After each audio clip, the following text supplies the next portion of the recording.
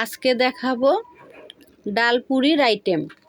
Cup দিয়ে মেপে মেপে 2 কাপ ময়দা নিয়েছি।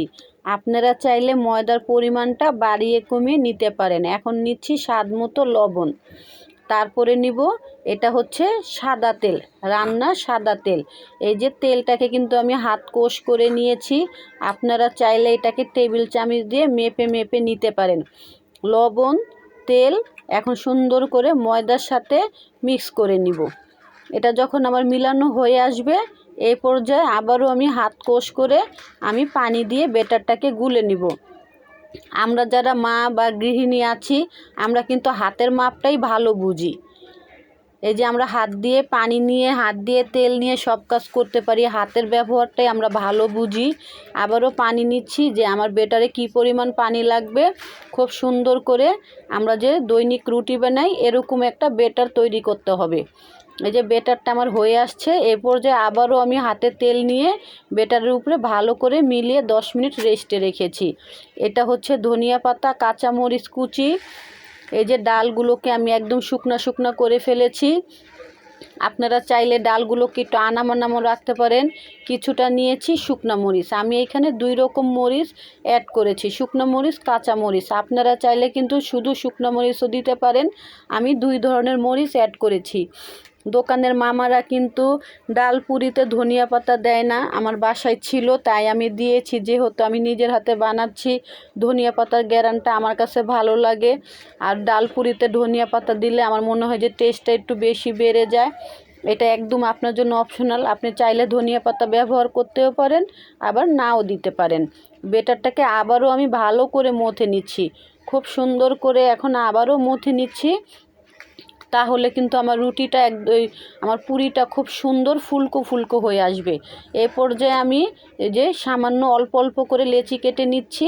আপনারা যারা এই লেচির মাপটা না বুঝেন তারা লম্বা করে একটি চাকুর সাহায্যে এই লেচিটাকে কেটে নিতে পারেন। আমি হাতের মাপটা ভালো বুঝি তাই আমি হাত দিয়েই ছোট ছোট করে লেচি কেটে নিচ্ছি, কারণ এগুলো আমাদের দৈনিক আমাদের এই কাজ করতে হয়। রুটি, পরোটা, পুরি, পেঁয়াজু এগুলো আমাদের সব সময় বানাতে হয়, সেজন্য আমি হাতের ব্যবহারটাই ভালো বুঝি। এখন এই যে হাত দিয়ে চেপে চেপে রুটিটাকে সামান্য বড় করেছি, কিছুটা বড় করে এ পর্যায়ে এই যে আমি যে ডালের পুরটা এখন ঢুকিয়ে দিচ্ছি। দিয়ে আবারও একটা দেখাচ্ছি কিভাবে ঢুকাতে হবে। এরকম হাত দিয়ে কিছুটা টেনে টেনে ডালের পুরটাকে ঢুকিয়ে দিবেন। আমার রাজকুমার বলেছিল ডালটা বেশি করে দিতে, তাই আমি ডালের পরিমাণটা কিছুটা বেশি করে দিচ্ছি। দোকানের মামারা কিন্তু এত বেশি ডাল দেয় না, তারা সামান্য ডালই দেয়। এই যে ডালের পুরটাকে বারবার করে আমি ঢুকিয়ে এইভাবে একটা পেঁচ দিচ্ছি। আমার হাতের দিকে খেয়াল করে দেখেন। এখন একটু ফ্রিতে তেল নিচ্ছি। এখন ফ্রিতে তেল মিলিয়ে এই যে আমি যে ডাল ভরে রেখেছিলাম সেই গোলাটাকে এখন আমি বেলে নিব। আলতো হাতে বেলতে হবে যাতে ভিতর থেকে ডালটা বের হয়ে না আসে। এরকম আলতো হাতে সামান্য বেলা দিলেই কিন্তু সুন্দর একটা পুরি শেপ চলে আসবে। আপনারা চাইলে পুরিটাকে ছোট বড় করতে পারেন। আমি এই যে দোকানের মতো করে একটা পুরি শেপ দিয়ে নিয়েছি। তেলটা এখন যখন পুরো বলক চলে আসছে, তেল গরম হয়ে আসলে পুরিটাকে দিতে হবে।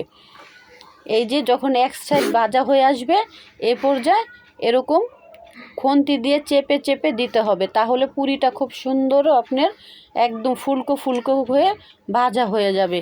এই যে আমার পুরিটা কিন্তু মাশাআল্লাহ অনেক সুন্দর ফুলে উঠেছে।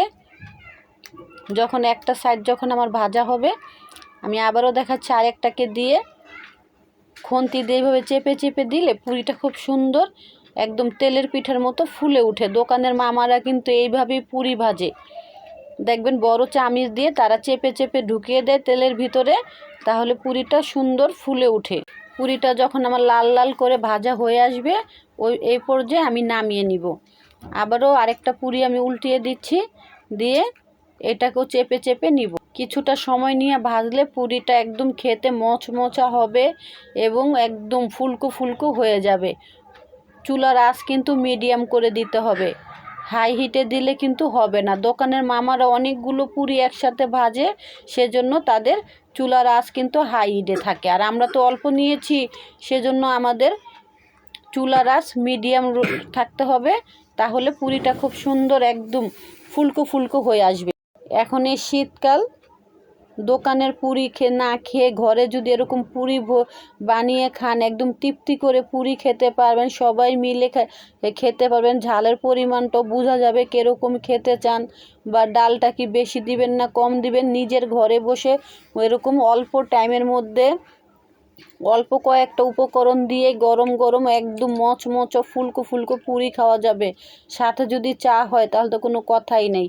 এই যে পুরিগুলোকে আমি ভেজে নিয়েছি, সাথে কিন্তু আমি চাও করেছিলাম। এই যে পুরিগুলোকে আমি দেখাচ্ছি, খুব সুন্দর করে পুরিগুলো যখন আমার ভাজা হয়ে আসছিল তখন রাজকুমারকে দিয়েছিলাম খেতে, আর আমিও চলে আসছিলাম পুরি খাবো। এই যে পুরিগুলো কত সুন্দর একদম ফুলকো ফুলকো ভাজা হয়ে আসছে। আমরা চা নিয়েছিলাম, পুরি খাবো, সাথে সস নিয়েছিলাম। রাজকুমার সস রেখে আমার চা দিয়ে পুরি খেয়ে ফেলছিল। এত সুন্দর গরম গরম মচমচে ফুলকো ফুলকো পুরি গরম গরম চা দিয়ে খেতে খুব ভালো লাগে। এই যে একটা পুরি চিড়ে দেখাচ্ছি, অনেক ডাল দিয়ে হয়েছে। এরকম যারা বেশি ডাল দিয়ে পুরি খেতে চান তারা ঘরে বসে পুরি বানিয়ে নেবেন। এই যে সবাই মিলে এখন চা দিয়ে পুরি খাচ্ছি। কেমন হয়েছে